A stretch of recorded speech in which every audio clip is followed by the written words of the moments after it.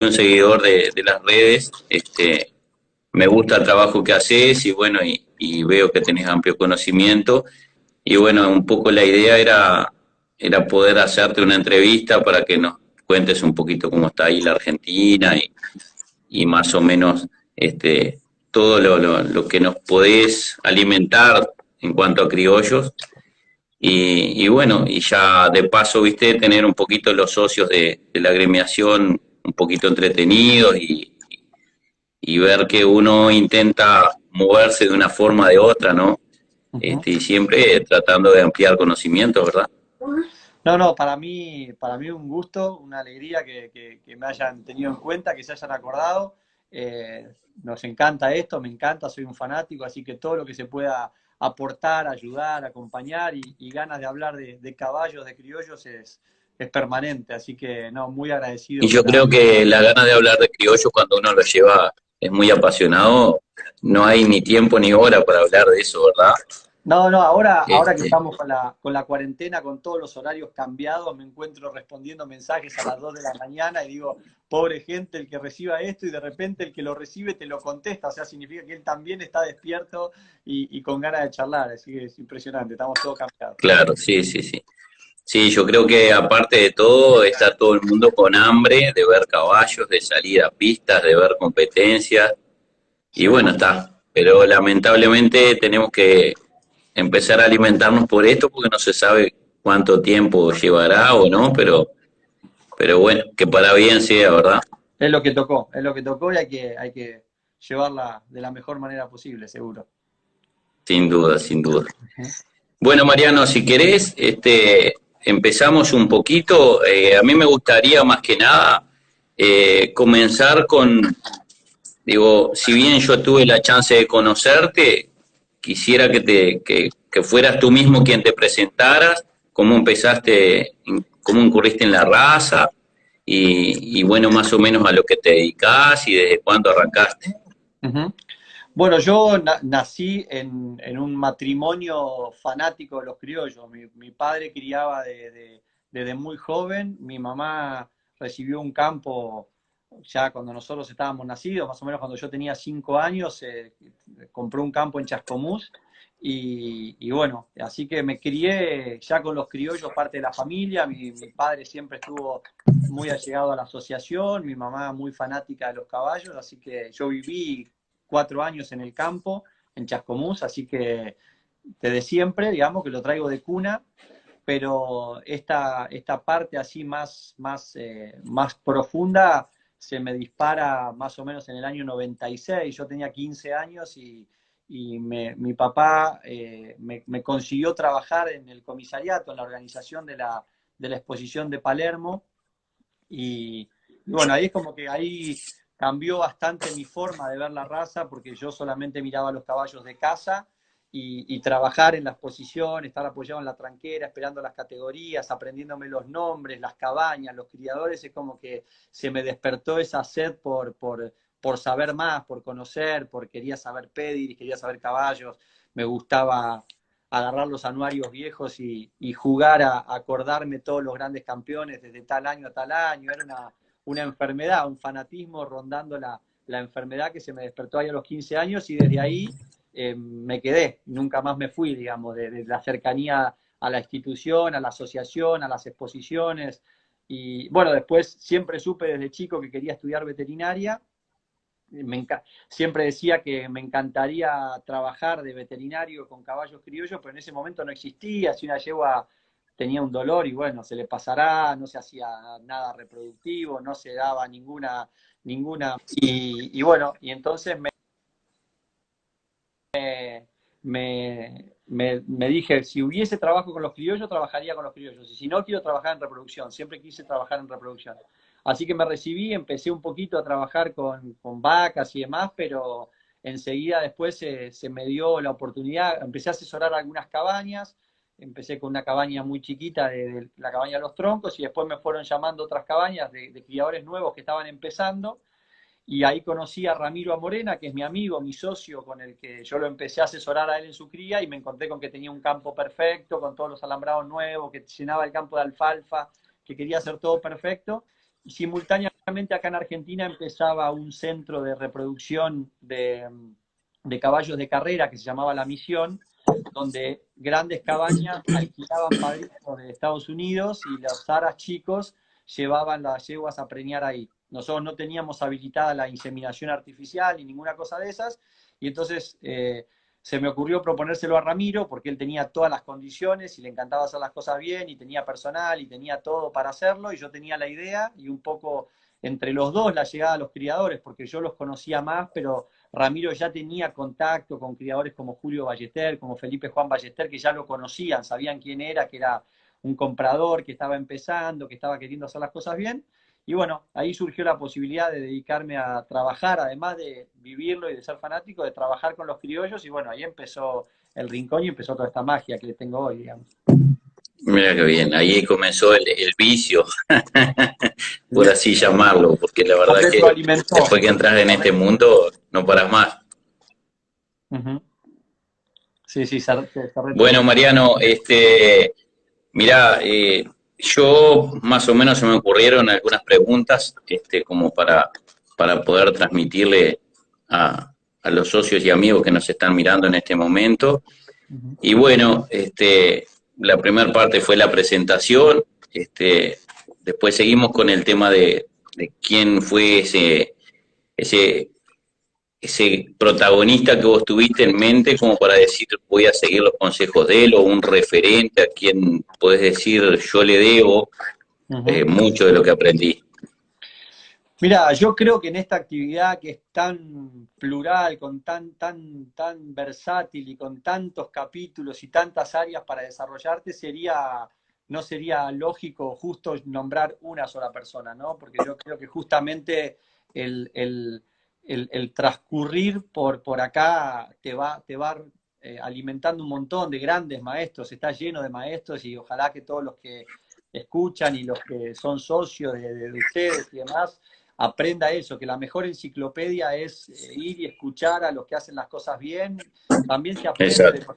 se aprende de los errores, pero bueno, si te digo así, que se me venga a la mente, en la parte institucional, una persona que para mí fue un gran referente es un hombre que ya no está, que se llama Fefe Córdoba, que era una persona que armaba equipos de trabajo para las organizaciones de las exposiciones, y siempre muy vinculado con la institución y siempre con todo como tenía que ser y demás, y fue el que me contagió, el que me dio esas ganas o que me hizo entender que para que esto marche también hay que apoyar a la institución, ¿no? Que obviamente todos nos gusta quedarnos con los caballos y estar todo el día con los caballos, pero que hay todo un aparato atrás que mueve la raza, que gestiona la parte burocrática, la parte administrativa, las organizaciones, que lleva la cabeza permanentemente no solamente en una cosa puntual, sino en la raza entera.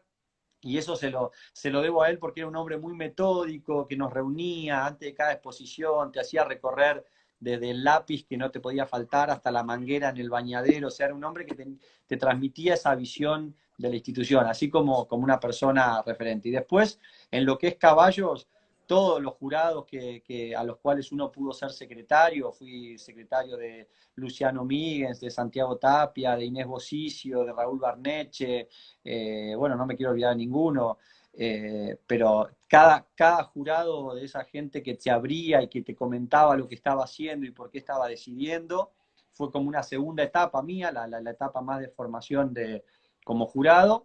Y hoy mis grandes maestros son los grandes criadores de todos los países de la FIC, que realmente tienen una apertura conmigo enorme, que me reciben en su casa, y en cada lugar que voy me voy con la cabeza llena de datos. O sea, realmente tener la posibilidad que yo tengo, la profesión me dio de poder entrar a prácticamente cualquier campo que cría criollos es impresionante. No hay forma de aprender más que no sea eso, con la vivencia de ellos, con las cosas que ellos te cuentan, es impresionante, y les agradezco a todos porque realmente hoy a personas que contactamos, che, me encantaría conocer tu manada, son súper dispuestos para eso. Y en general, no porque seamos el Rincón o porque sea Mariano Neto, yo creo que es un orgullo para los criadores mostrar lo que hace, y yo se los recomiendo que sin ser cargoso, sin molestar de más, traten de acercarse a las cabañas que tengan cerca porque es impresionante. Lo que se aprende adentro de los campos es impresionante. Pero bueno, y obviamente a mis padres que me apuntalaron desde el principio en esto, mi mamá más en la parte técnica, fue la que me enseñó a andar a caballo y mi padre fue el que me abrió las puertas de entrada a la institución. Así que es una enorme cantidad de gente que tendría para nombrar, para agradecer. Mira qué bárbaro. Bueno, pero es lindo cuando uno se siente apoyado así de esa forma, ¿verdad? Bueno, Mariano, contanos un poquito sobre la historia del Rincón, sobre sus comienzos y toda su historia. Uh-huh. Bueno, el Rincón fue realmente, como te digo, yo tenía las ganas de trabajar en reproducción con los caballos criollos, de hacer un poquito más profesional la reproducción de los criollos. Ese era el primer motor. Pero me marcaron varias cosas. Primero hubo un remate que hicieron Julio y Felipe Alberto Ballester en Chascomús, lo hicieron en el campo.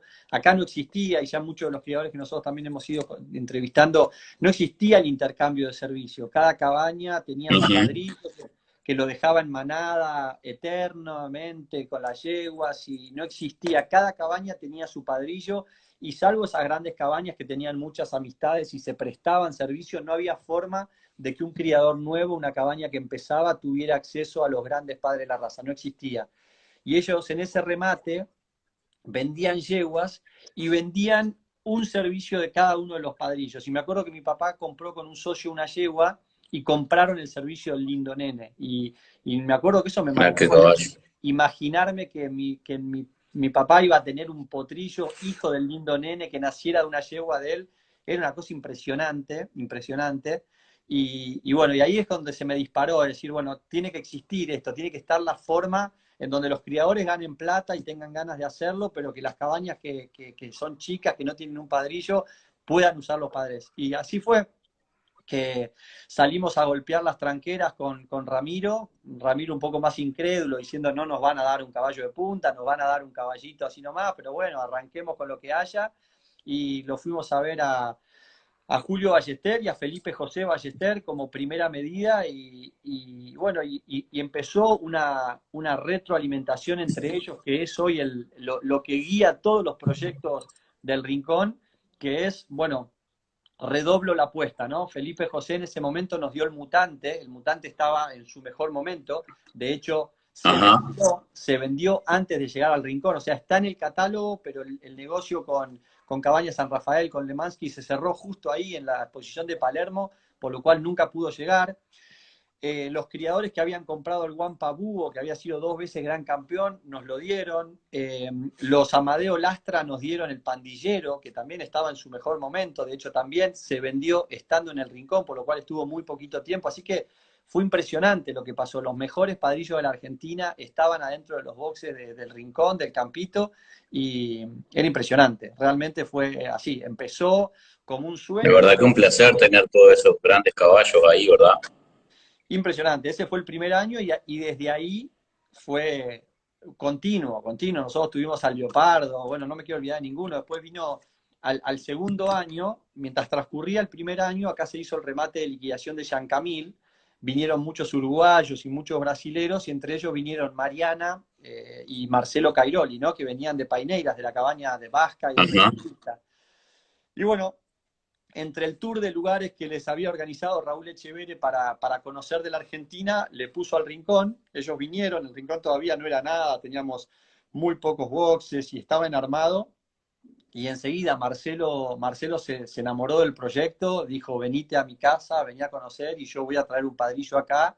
Así que ya el segundo año tuvimos un padrillo con importación temporaria que venía de Brasil. La verdad que fue impresionante. La respuesta que dieron los criadores a darnos esos caballos fue enorme, y la confianza llegamos a tener 250 yeguas, la confianza de todos los criadores que querían comprar esos servicios, que traían sus yeguas. Y de todas esas traídas de yeguas, bueno, nos empezamos a relacionar con un montón de gente nueva, nos hicimos Sin duda. montones de amigos de gente que venía a traer su yegua y que compartía un día con nosotros. Y lo anecdótico ahí fue que cuando nosotros no éramos muy de llamar para ofrecer servicios, poníamos el catálogo y la gente que tenía interés nos llamaba, no queríamos estar cargoseando.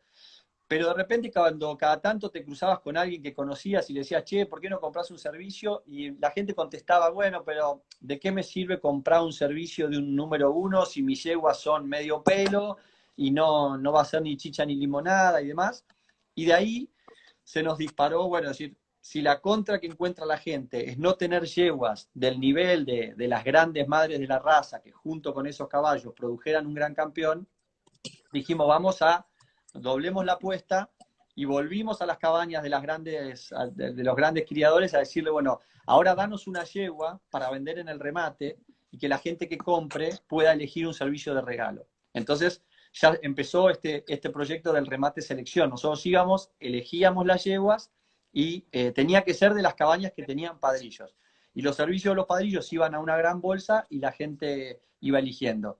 Y de ese primer remate, de una yegua dada por Juan Víctor Tronconi y de un servicio del hermano de Reconquista dado por Marcelo Cairoli en el segundo año del Rincón, ya de entrada salió una gran campeona de Palermo. Así que ahí fue Mira qué bárbaro. que sí, es Charque Serenata, la yegua la compró Julio Ballester, eligió el servicio del regalo del hermano de Reconquista y salió una gran campeona. Y ahí fue como, bueno, claramente estamos en el camino correcto, esto se puede. Exactamente.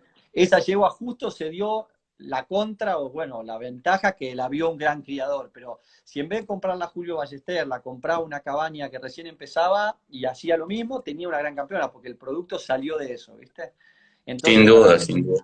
y ahí cada vez redoblando más, al tercer o cuarto año dijimos, bueno, no, la gente nos decía, bueno, pero si yo pudiera comprar la Duna, la madre del leopardo, entonces, bueno, salimos a proponer a los criadores que nos dieran los vientres de las yeguas importantes, hicimos de 12 yeguas de las más importantes de la raza, vendimos el vientre, se vendió el vientre para que alguien pudiera hacer su propio producto dentro de una de estas yeguas bárbaras y bueno, siempre un poco fue por ahí, siguiendo la demanda de la gente, escuchando lo que la gente decía que le faltaba o que necesitaba y bueno, y se fue armando esto. Después, hoy estamos en un momento súper importante del freno de oro en la Argentina, entonces nos metimos más de lleno en organizar una buena, junto con unos chicos de la Comisión de Jóvenes de la Asociación de Criollos, que nos ayudan en un gran evento que hacemos, que es el freno de oro inédito, freno de oro de propietarios, y ahora empezamos con prueba de domadores, o sea, nos terminamos transformando como una especie de consultoría del criollo y siempre con la visión de atender los objetivos de la gente. Nosotros no nos cambia nada, que sea de una cabaña o que sea de otra. Nosotros tratamos dentro de lo posible, dentro de nuestras herramientas, conseguirle a la gente lo que la gente está buscando, hacer de puente entre los grandes cabañas y la gente que Sin arranca. duda. Bueno, pero son unos grandes impulsores hacia fomentar eso de que la gente se anime a criar, que no piense que está eh, en desigualdad de condiciones, porque como tú decías recién, si hubiese sido otro criador pequeño que hubiese comprado ese vientre y ese servicio, iba a triunfar en Palermo también, ¿verdad?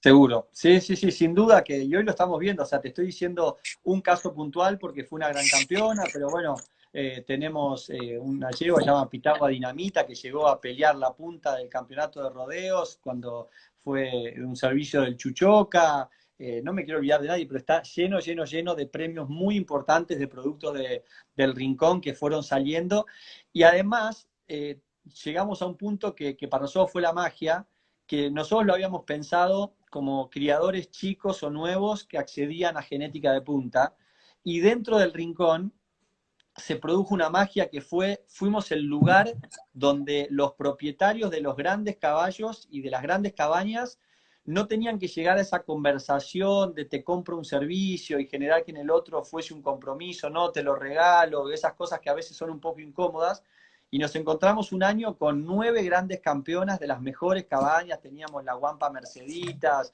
la Charque Altamisa, bueno, no me quiero olvidar ninguna, la madrileña, la Tañido madrileña, importantísimas campeonas de Palermo en nuestro establecimiento, dándole servicio con el Chuchoca, con el Centenario, con el hermano de la Reconquista. Entonces, eso fue como el sumum, ¿no? Que no solamente terminamos pudiendo ayudar a cabañas nuevas, sino que las grandes cabañas encontraron en nosotros la forma de usar esos padrillos que tanto querían usar y que de Sin repente no duda, sin encontraban la duda. forma, ¿no?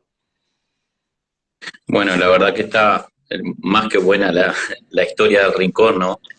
Este, que hayan ido así para adelante quiere decir que están en el camino exacto y que han hecho las cosas muy bien. Bueno, mira, siguiendo un poquito con más o menos con lo que yo me había planteado, este, quería que nos hablaran un poquito más o menos de las sangres actuales o de las sangres de las líneas de las familias referentes, que podemos decir son referentes a Argentina, ¿verdad? Ujú. Las líneas más sólidas que considerás dentro de la Argentina.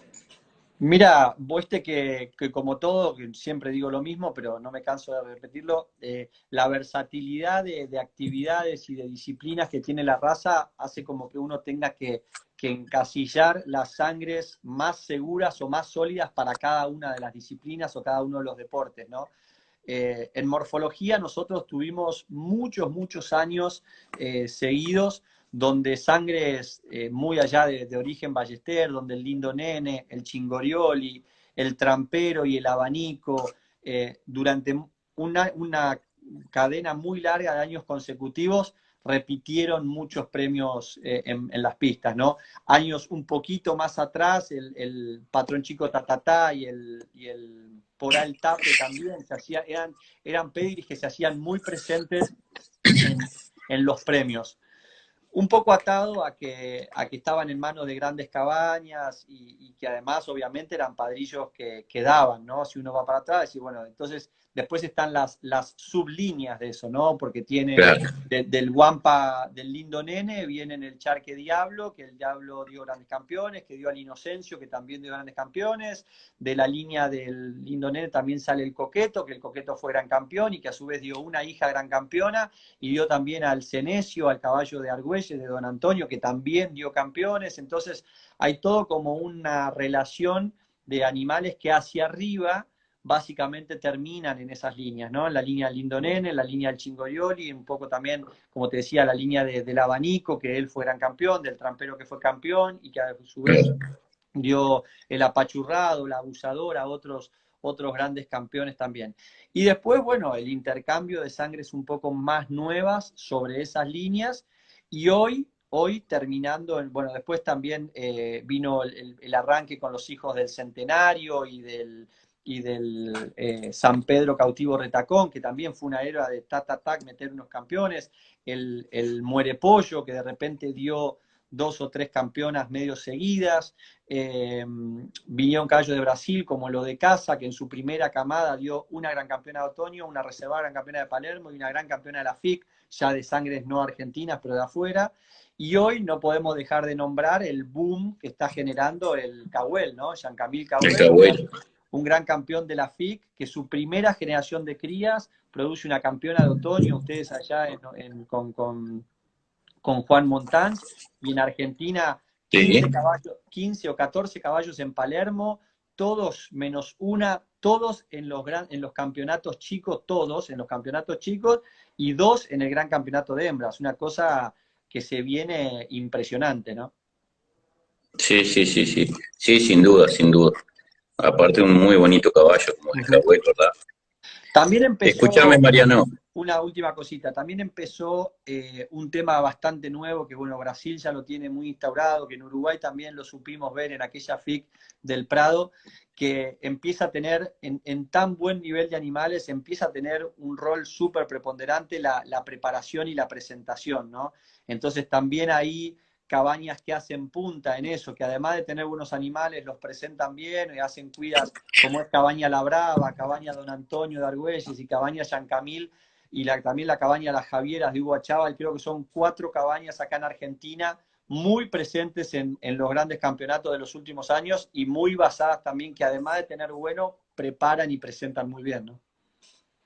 Claro, sí, sí, eso sin duda que es una base fundamental a la hora de entrar a la pista, la presentación de ellos, ¿verdad? Ujú. Bueno, mira, Mariano, yo otra pregunta que tenía, he visto que han importado muchas sangres brasileras, muchos padrillos, han comprado servicios, bueno, está el freno de oro, Ujú. este, el hijo del señuelo lo tienen ahí también. He visto una cantidad de animales. ¿Qué es lo que se busca agregarle a toda esa solidez genética argentina con estos padrillos brasileros? Bueno, mira, hubo como diferentes etapas en lo que es, yo la divido en tres etapas, lo que son las compras de animales brasileros desde Argentina. La primera etapa fue compras puntuales, principalmente el primer caballo que llega a la Argentina, que fue el BT Cabaret, un caballo lindísimo, súper probado allá, con una genética súper sólida, una de las mejores cabañas de Brasil, comprada acá por importantes cabañas argentinas que se asociaron y que hicieron un proyecto sólido y seguro de ir a hacer una inversión totalmente dirigida y comprar un padre. Supongo que en vísperas de esperando abrir un poco la sangre, cambiar un poco, sacudir un poco el pool de genes. Después hubo dos o tres compras puntuales, como fue el BT Fantasma por parte de los Braida y de los Tronconi, o el Bolero por parte de los El Ballester, bolero. que también hicieron un trabajo impresionante. Yo lo llamo la hornerización del charque, que me parece una explosión, una combinación lindísima, porque a toda esa solidez argentina, de hueso, de estructura, de cerda, entrar un poco con el pulimiento, con la belleza que da el hornero, dio una cosa impresionante. Ahí salieron el gigoló, el escorpión, la derrota, bueno, no me quiero olvidar ninguno, pero importantísimos caballos que salieron de esa combinación. Y después vino como una tercera etapa que fue el furor del freno de oro, ¿no? Bueno, en el medio de eso, y con el hornero, cuando muere el hornero, aparece una avalancha de argentinos en Paineiras comprando toda la generación de la J, BT Chiquicuá, BT Jalisco, Yacareí, Jockey. Se fue 8 o 9 padrillos brasileros que entran de golpe a la Argentina justo ahí a meses de la muerte del hornero, como diciendo, bueno, si el hornero es tan bueno, hay que tener hornero en la Argentina. Entonces fue como un reservorio que también hicieron un gran trabajo. El Chiquicuá dio grandes campeones, dio finalistas del freno, el Jaguar en la cabaña de la Estrella de Mató dio espectacular. Bueno, impresionante la cantidad de animales buenos que salieron el Jockey, dio unas madres espectaculares en lo de Braida y en lo de Tronconi. Entonces, fueron muy buenas. Siempre, siempre creo que el intercambio hace como así, como un vigor híbrido, como una F1 muy interesante que Sin duda. después hay que saberla manejar.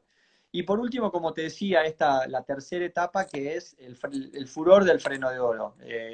La posibilidad que les da este intercambio, la globalización que hubo con los países de la FIC.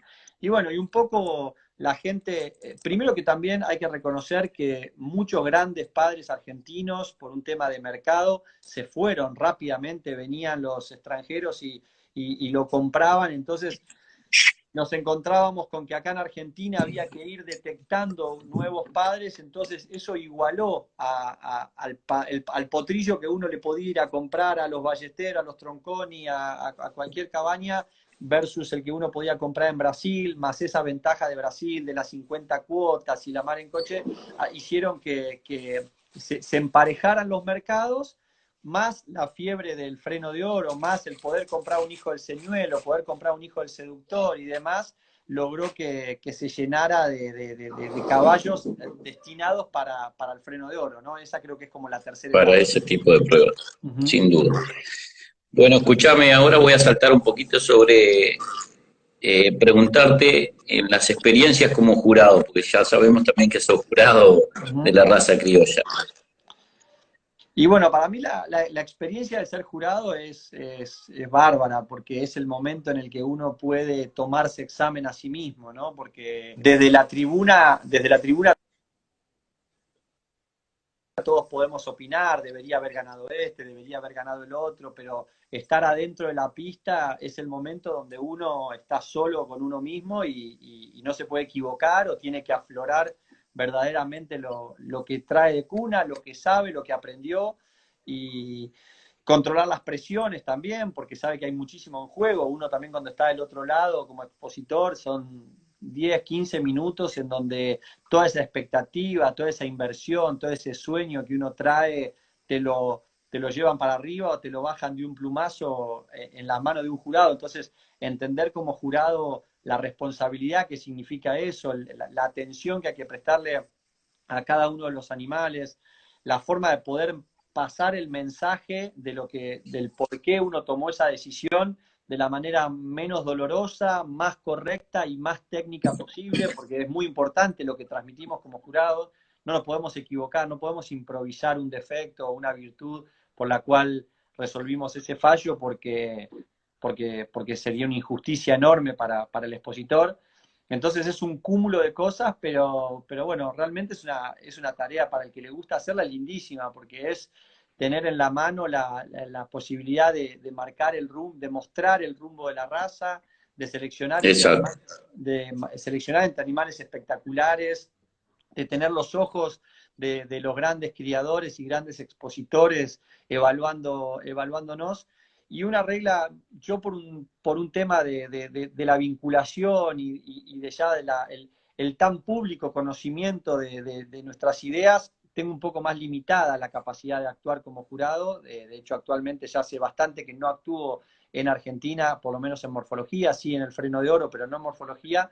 Pero bueno, lo que yo me traigo de mis últimas juras es que además de la autoevaluación, a veces te pasa que salís y decís en esta me equivoqué, te puede pasar, somos humanos, pero sobre todo cuando después la historia a lo largo, yo creo que todo jurado no tiene que olvidarse nunca de sus fallos, tiene que acompañar esos animales que seleccionó, y en mi caso, mi última exposición importante, que fue una exposición de otoño, donde las yeguas que di gran campeona y reservada gran campeona entraron entre las 4 de la FIC, y después montones de potrancas que uno seleccionó siguieron apareciendo. La tercer mejor yegua después fue gran campeona de otoño, así que es importante eso, ¿no? Después tratar de ver Sin duda, sin duda. lo que uno eligió, si siguió o no siguió, Si trascendió, claro, sin duda, si sí. trascendió o no trascendió, sobre todo porque te ayuda digamos, a generar un consenso, una visión común entre todos los jurados.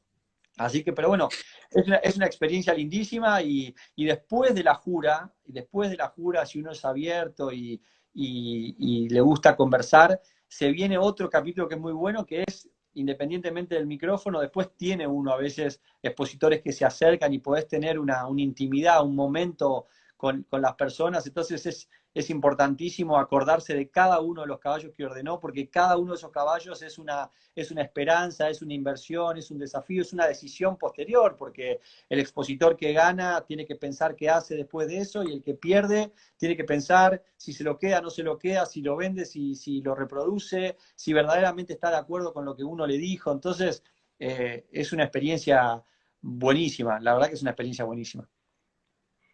Bueno, la verdad que sí. Escúchame, Mariano, ¿cómo ves a nivel FIC la caballada uruguaya, por ejemplo, los caballos de Uruguay? Mira, a mí me pasó con Uruguay, siempre voy mucho al Prado, siempre que puedo voy, creo que no fui a esta última, pero después vengo yendo siempre que puedo.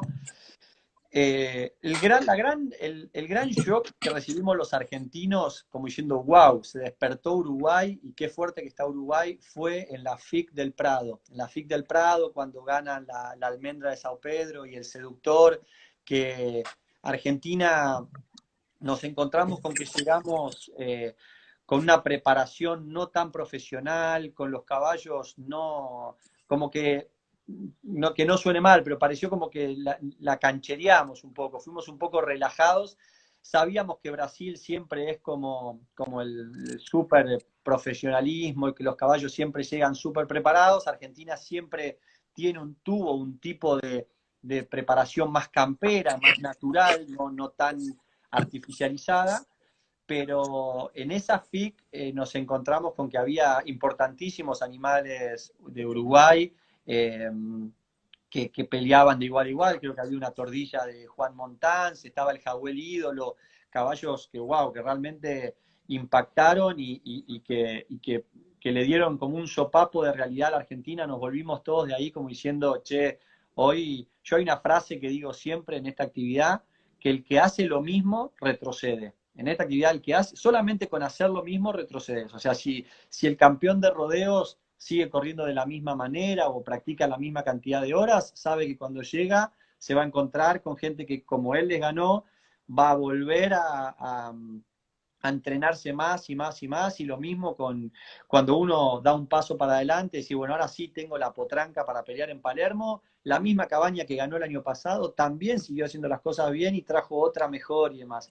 Y creo que Uruguay se puso a un nivel profesional y tuvo un acceso geográficamente se puede abastecer muy fácil de genética tanto de Brasil como de Argentina, y bueno, eso, pero sobre todo hay mucha gente, la gente ahí de la constancia, gente muy muy decidida, Jorge Cordero, Alma Elorza, Roberto Mailos, Juan Montanz, que se pusieron las pilas y bueno, che, salió el Cañaveral Farolito, reservado gran campeón de Palermo, van y lo traen. Juan Montanz detectó el Cahuel cuando nadie todavía lo usaba, entonces para cuando el caballo fue campeón de la FIC ya tenía toda una generación nacida, el Indio de Boeiro, el Beté Lucero, el Vasco Veneno, el Onassis, el hijo bueno de la Reconquista, uno va a Uruguay y hay todo. Entonces creo que hubo un gran despertar de Uruguay y hoy no hay diferencias en los países FIC para nada, inclusive Paraguay, que todos los años mejora, creo que hay una globalización impresionante y Uruguay está fuertísimo, y ni hablar en lo que fue ese gran freno de oro, no el Sí, último, sino con el el colibrí anterior, matrero. el colibrí matrero y la yegua de Alma peleando la punta todo el tiempo, ¿no? Yo creo que ese es la gran muestra de que claramente estamos todos a mismo nivel, ¿no? Bueno, muchísimas gracias por el elogio a la caballada uruguaya. Mariano, un caballo. Un caballo, difícil también, pero bueno, si te tengo que decir un caballo hoy, para mí, por todo lo que significó, tengo que hablarte del PN Cambiaso, ¿no? Un caballo que fue impresionante, la historia que tuve alrededor de ese caballo, como de un viaje en auto con Julio y Julito Ballester, que estábamos viajando a Brasil, hablando de señuelo, señuelo, señuelo, y un WhatsApp a Ricardo Pi, que es un gran amigo mío de Brasil, que tiene una firma martillera, donde le dije, haceme un escaneo de hijas e hijos del señuelo, porque hay que tener, no puede ser que no había en Argentina solamente dos hijos del señuelo, Facundo de Ayarquiada y J.I. Don Quijote, y dos hijas. Bueno, en ese momento una, después nosotros trajimos otra junto con esa compra. No había nada de genética señuelo en la Argentina, era una locura. Entonces, bueno, de todo ese abanico de cosas que Ricardo me pasó, bueno, estaba el cambiazo en la lista, yo me acuerdo lo que había sido el boom del cambiazo cuando llegó al domingo segundo, atrás de la armonía temprano, y el caballo que venía remontando de atrás y que había entrado como reserva y qué sé yo. Y bueno, era una magia poder traer a la Argentina un caballo de domingo, porque en Argentina no hay ningún caballo que haya llegado al domingo. Impresionante con el Ajá. intercambio que hay y todo. Hoy sí, gracias al intercambio de semen, los tenemos en termos. Tenemos al Pampa de San Pedro, tenemos importantísimos caballos del freno en termo, pero no los teníamos en vida. No había ningún caballo vivo pisando la Argentina que haya sido ni siquiera de domingo. Entonces, ya esa compra significaba un montón poder traer un hijo del señuelo y que había sido de domingo y que había terminado cuarto. Y bueno, y fuimos al freno a disfrutarlo sin grandes expectativas, y llegar a la final en posición 11 ya era un montón. Y bueno, y se vino ese gran domingo del Es caballo más con ese resultado increíble. que nos llenó de emoción y que las puertas se le iban abriendo y que los caballos buenos fallaban o algo pasaba y él brillaba cada vez más, y hoy es el caballo que más me marca por todo eso. Después hay miles de caballos. Yo tengo un caballo, el primer caballo que me regaló mi papá, que se llama Sos Gaucho, que es un caballo que fue tercer mejor de categoría en Palermo y que me marcó un montón y que me encanta. El Capanegra Martín Fierro, que también lo vi en un catálogo, estaba en el Prado, en la FIC del Prado, lo vi en un catálogo y me desesperé para conseguir gente que quisiera comprarlo y demás. Hay montones de caballos que adoro, que me encantan, el Jaque Mate de la Reconquista, que fue el primer padrillo que compramos desde el Rincón y asociados con Julio Ballester. Hubo muchísimos caballos que no me los voy a olvidar nunca, pero si hoy me agarras así rápido y me decís, decime un caballo, por la Sí, sí, historia en que lo que tiene. adhiere a lo sentimental, es el caballo número uno en tu vida. Y sí, esa emoción que realmente uno entiende lo que sienten los criadores cuando ganan el Freno de Oro es inexplicable, inexplicable entender con lo que lleva esa prueba, el sacrificio que es, el trabajo de los jinetes, la cabeza de los jinetes, los años de inversión, los 2 o 3 años de entrenamiento, poder ser parte agregada, porque en el fondo nosotros entramos por la puerta fácil, entramos con el caballo ya finalista, no es que no tenemos mérito en el premio, más que haberlo elegido dentro de un abanico de opciones, pero igual ya está, una vez que uno lo siente suyo o se siente No, parte, y no es un mérito menor tampoco elegir un ganador. eh, sí, no, pero una vez que uno que se siente parte, es impresionante. Mariano, con respecto a la morfología en los caballos de marcha, ¿me puedes decir algo? Bueno, primero que hoy hablando de que estamos todos iguales, si hay algo que nunca podemos alcanzar a Uruguay es en la marcha, ¿no? Es una cosa impresionante, impresionante la marcha de Uruguay y cómo crece cada vez más. Yo no estoy en contra, nunca estuve en contra del tema de la morfología en la función. No estoy de acuerdo porque entiendo que hay que cuidar ciertos parámetros y que la gente tiene que llegar a ver una competencia, ver los animales que la están compitiendo y no dudar de qué raza son. Si yo veo árabes, sé que son árabes, si veo cuarto de milla, tengo que saber qué son, y si veo criollos, tienen que ser criollos. Pero sí me parece que que no podemos perder, porque ahora ponemos una norma, una meta morfológica, no deberíamos perder los grandes individuos de la raza, ¿no? Yo, Carlos Daudal decía una cosa en los cursos que daba que a mí me quedó grabada, que es, no nos olvidemos que todo lo que vemos hoy con tantos años de selección, de ADN y demás, ya no le podemos negar el cartel de criollo a ningún caballo. Son criollos, criollos más lindos, criollos más feos, criollos con más sello racial, criollos con menos sello racial, pero son criollos. Entonces, yo creo que obviamente veo caballos de la marcha realmente que no parecen criollos, que ya tienen un cuerpo de atleta y de caballo liviano que no es de la raza, pero creo que hay que concientizar a la gente y ir llevándolo paulatinamente a un caballo más encuadrado, pero sin perder esos cracks. Yo una cosa que dije una vez se armó una ronda ahí en Radio Tertulia Rodrigo Alegrete en Brasil, donde juntaron a gente de varios países, y yo celebro mucho que Brasil haya implementado el crack funcional, porque desde que hablamos de que para ganar el Freno de Oro tenés que tener más de 7, se perdieron esos caballos feos, entre comillas, o no tan Sin duda. lindos, que hacían un show en la mangueira, ¿no? El chamaicó provinciano con 6,7, pero hacía 10 de mantenimiento cada vez que entraba, o el manotazo de infinito, bueno, montones de caballos que no llegaban al 7 y vestían la fiesta del freno impresionante. Entonces, sí considero que hay que concientizar, y la gente se concientiza sola, ya todos, con cualquier persona que hables te dice yo quiero lo más lindo y lo más bueno posible, pero dentro de lo que es la marcha, reconozco que la morfología no es el fuerte de la marcha, sería muy cuidadoso, no sería tajante a decir estos caballos que no parecen criollos, porque perdería Uruguay montones de años de selección de caballos atletas, de caballos marcheros, y que, como digo, no serán lindos, pero son criollos. Nadie les puede negar, ni el ADN, ni la ARU, ni la Asociación de Caballos Criollos de Argentina les va a negar que son criollos. Pero bueno, sí sería bueno que ya que lograron ese alto nivel deportivo, ahora procuren dentro de esas líneas de sangre y sin perder la rusticidad que ya la recontra demostraron, procuren estar un poco más encuadrados en la raza, pero mis respetos y mi admiración a los marcheros uruguayos porque son impresionantes. ¿Qué crees que en qué se diferencian tanto los marcheros uruguayos a respecto de los argentinos o de los brasileros que vemos que, eh, modestamente hablando, las sangres uruguayas en ese sentido predominan la prueba siempre, ¿no? Mira, yo creo que se diferencian en la filosofía o en la idiosincrasia de cómo fue tomada la prueba desde sus inicios. En Argentina la marcha fue la primer prueba funcional, era condición sine qua non para cualquier criador que el caballo cumpliera con la marcha, porque cumplir con la marcha era demostrar que tenía la virtud de rusticidad que el criollo demandaba.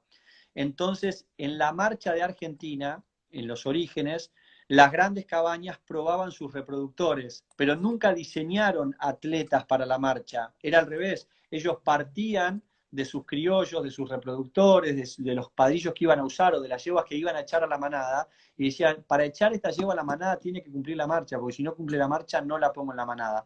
Entonces, creo que el origen viene de otro lado, mientras que sin conocer la filosofía de los marcheros uruguayos, por el resultado, veo que fueron subiendo las metas en cuanto a resistencia, en cuanto a tiempos, en cuanto a aguante, en cuanto a velocidad del trote y demás, y fueron diseñando, fueron moldeando el mejor caballo que se adaptaba a eso. Entonces, creo que un país diseñó un caballo para la prueba y el otro país agarró sus caballos y los testeó en la única prueba que tenía. Y después de ahí la marcha actual quedaron, es muy difícil hoy porque 15 días, por eso crecieron mucho las marchitas cortas, porque hay muy poca gente que pueda disponer de que un personal se ausente de su trabajo durante 15 días y demás, y además es como que para ciertas personas, listo, la raza ya probó que es la única raza que lo puede hacer y entonces perdió un poquito de fuerza. Yo creo que está bueno cada tanto reforzar la marcha. Yo la tomaría en Argentina, la haría eh, con periodos de cada 3 años, por ejemplo, para juntar más gente que participe. Y sí trataría de poner un estímulo, no sé si como la triple corona que puso Brasil, pero algún estímulo que diga que agarre a la prueba y decir, bueno, muchachos, todo bien, pero cada 3 o 5 años chequeemos si no nos estamos yendo, si no estamos perdiendo esa gran distinción que tiene el caballo criollo, que es la rusticidad. Entonces, por ahí le buscaría la vuelta por ahí. Pero si me decís en qué creo que se diferencian los países, creo básicamente en eso. El único país que se dedicó a moldear un caballo de marcha creo que fue Uruguay. El resto hizo fíjate que Brasil, eso de someter a las grandes campeonas y finalistas del freno, además hacer la marcha y ganar la triple corona, habla de lo mismo que Argentina, de agarrar los caballos que hay y hacerlos marchar. Mientras que Uruguay me parece que armó un caballo para marchar. Pero espectacular tu respuesta, Mariano. Eh, ¿Cuál crees, cuál considerás que es la prueba principal de la raza? Bueno, yo creo que sin entrar en lo que son las modas y demás, creo que sí, el freno de oro, no sé si lo llamaría la prueba principal de la raza. Creo que a mí me costó unos cuantos años entender ese concepto que decían los brasileros, que es una herramienta de selección, es una herramienta de cría. Y hoy, muchísimos años después, y de tanto vivirlo, verlo y ahora tratar de ganarlo, empezás a entender el significado de esa palabra, porque uno como criador llega al campo y empieza a darle importancia a cosas que no le daba, a decir, no, yo con este tranco no puedo ir al freno, esos caballos que son buenísimos, pero que les cuesta serenarse, ya no los querés más, caballo Eso. que le cuesta engordar, no lo querés más y demás. Entonces, como herramienta de selección que te educa la cabeza como criador, no tengo duda que es el freno de oro. Ahora, prueba como la marcha y sobre todo como las paleteadas, la paleteada es una prueba diseñada para la morfología del caballo criollo, porque hace entender a la gente por qué la alzada del caballo está regulada entre esos parámetros, por qué no queremos un caballo alto, por qué queremos un caballo con buenos aplomos, por qué queremos un caballo con caja. Creo que si vos decís, cuando saltan esos defectos en la morfología, que a veces nos vamos con esos caballos súper pulidos, pero que no tienen fuerza, y bueno, lo primero que se te viene a la cabeza es decir, bueno, a ver, hacelo paletear, a ver si, hacelo hacer la marcha, aguanta o no aguanta, hacelo paletear, a ver si la fuerza de un novillo la soporta. Entonces, como prueba de que muestra las virtudes de la raza, creo que son la marcha y los rodeos. Y como herramienta y como educador de la cabeza de un criador, el freno de oro.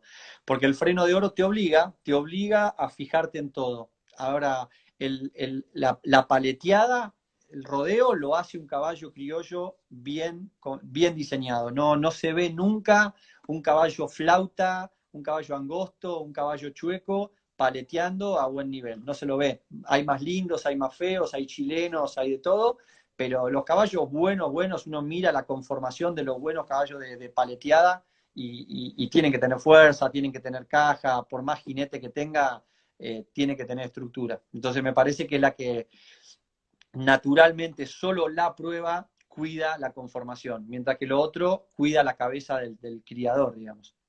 Exacto, exacto. Bueno, quedó muy claro eso. Una pregunta que se me viene así, que siempre me surgió esa interrogante. Yo veo que los caballos brasileros o uruguayos buscan ese cuello más lanzado, que difiere un poco de los argentinos, que podemos llegar a ver cuellos más rectos. Ujú. ¿Qué me puedes decir sobre eso? Mira, nosotros a raíz de que en Argentina empezó una gran movida por tratar de unificar los criterios de los jurados, cosa que es bastante difícil, pero está buena la iniciativa y en los debates se llega a bastante consenso y demás, a raíz de eso surgía mucho en esas charlas el estándar racial, el estándar racial.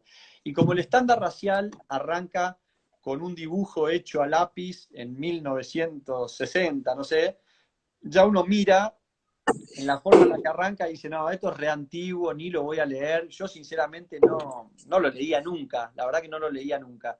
Y cuando empiezan estos debates, es muy recomendable ir a leer, porque está todo, es escueto, es chiquito, pero realmente así como yo admiro al que escribió el reglamento del freno de oro, porque yo no puede haber estado en tantos detalles de 8 pruebas y prácticamente no sufrió modificaciones de esencia a lo largo de estos 35 años o 40 que lleva el freno de oro. El estándar racial está escrito hace años y está perfecto. Entonces, creo que a veces nos vamos por las modas y si volvemos a leer el estándar nos damos cuenta que estaba todo escrito y que no nos tenemos que ir de ahí. Hay una apreciación de un caballo un poco más rectangular y creo que ya hay una aceptación a que el caballo tenga que ser un poquito más rectangular de lo que era antes. Pero el cuello tiene toda una explicación técnica, es el brazo de balance del equilibrio del caballo, tiene que tener una base recta porque está en el estándar racial que la línea baja tiene que ser recta, tiene que tener una relación 2-1, 2 la parte de arriba, 1 la parte de abajo, y tiene que tener la línea de arriba levemente convexa, o sea, no hay nada que inventar.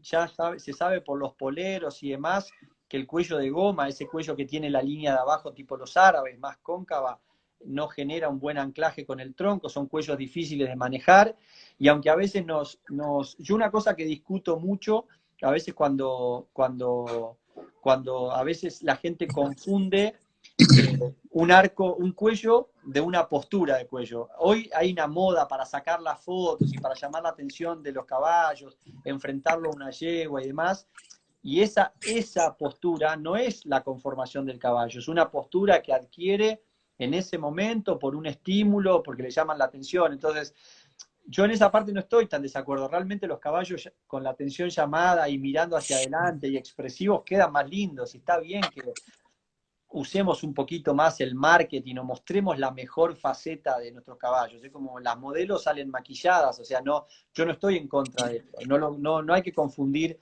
eso con un cuello mal conformado. Pero sí es verdad que en la búsqueda de los cuellos livianos aparecieron cuellos más atípicos. Pero yo siempre mi respuesta a eso es que el cuello está definido por el estándar racial, tiene que tener una proporción con el largo del lomo, guarda una proporción entre la paleta y la grupa, la misma distancia que entre la cruz y las orejas, la línea de arriba semi-convexa y la línea de abajo recta. No deberíamos discutir más sobre eso. Que tenga las proporciones justas al caballo que viene atrás, pero no confundirlo con la estética que hoy aplicamos para las fotos, que a mí mismo me gusta hacerlo. Ustedes van a ver que la foto que yo puedo subir con el cuello en mejor postura, y me parece que está bueno, que no hay que confundirlo con que sea un cuello mal conformacionado, sino que es un artificio de técnica para que el caballo se vea mejor. Mariano, otra cosa que ha pasado también, y creo que a veces también son un poco de modas que trascienden el criollo, son las grupas rectas de las semioblicuas, ¿no? Que Ujú. realmente si miramos el estándar racial, la grupa debe ser semioblicua. Seguro. Sí, yo creo, respecto de la grupa, que creo que obviamente el estándar la define perfecto. Si nos vamos a grupas más horizontales, nos vamos más a los caballos de carrera, de velocidad, las grupas más caídas a los caballos más percherones, más caballos de fuerza, pero una cosa que para mí se confunde un poquito. Yo creo que antes teníamos más grupas rectas, que esas grupas con el sacro prendido y que se veían totalmente planas, con la línea superior plana, yo lo asocio a cosas más viejas. Yo creo que lo que cambió mucho es el entrenamiento de los caballos. Y el entrenamiento de los caballos genera una musculatura en el posterior. Fíjate, si vos ves la fila del freno de oro, prácticamente todos los caballos en la final que ya tienen un estado y un nivel de entrenamiento similar, se los ve iguales. Y eso no es que todas las grupas son iguales. Yo creo que la musculatura generó esos posteriores más largos, más tendidos, más fuertes, pero que a veces se confunden con la verdadera conformación. Yo creo que el exceso de gordura en la morfología y el exceso de entrenamiento en el freno moldean una línea de arriba de la grupa que a veces se confunde con grupas más planas. Pero yo creo que la grupa está muy firme el concepto de la grupa semioblicua, con un largo bueno, con una musculatura buena. Pero sí, el gran enemigo que ahora se bajó mucho más a tierra, años atrás el gran enemigo de la raza era la preparación, los excesos de preparación, la artificialidad en la preparación, musculatura ayudada con productos químicos, cosas que sacaban al caballo de su naturalidad y aparecían cosas que no estábamos acostumbrados a ver, tipos de musculatura que no estábamos acostumbrados a ver y que no son de la raza, porque tampoco son del animal, porque alguien se las agregó, ¿no? Bueno, Mariano, nos quedan unos 20 segundos nada más. Bueno, Yo creo que la charla fue muy buena, aprendimos todos y bueno, mandarte un gran abrazo y en breve te estaremos molestando de nuevo. bueno, te agradezco mucho por pensar en mí, por Bueno, agradecerle